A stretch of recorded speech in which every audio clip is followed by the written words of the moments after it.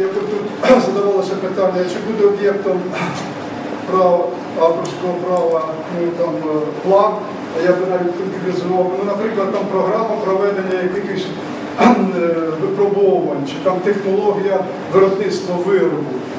Вона може бути віднесена і до об'єктів авторського права, а може бути віднесена і до науково-технічної інформації, попадати під дію закону про науково-технічну інформацію. Якщо можна з цього приводу дати.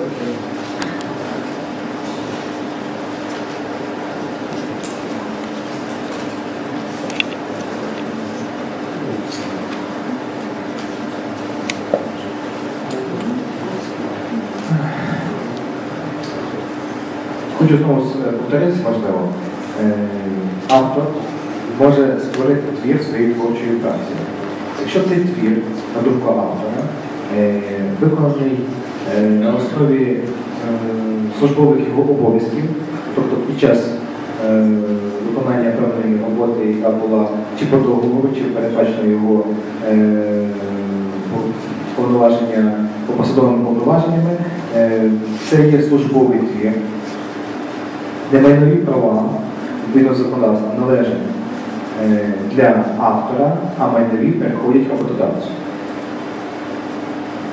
Якщо автор вважає, що є, наприклад, його твір, і він хоче, щоб він був в такому вигляді, він може його зареєструвати.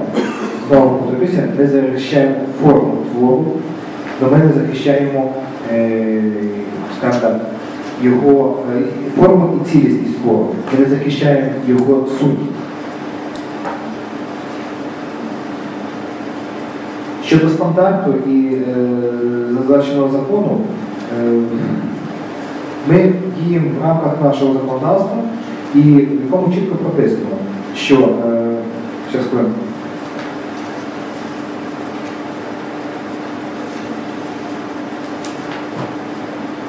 Що не об'єкти, що не охороняються, повторюся.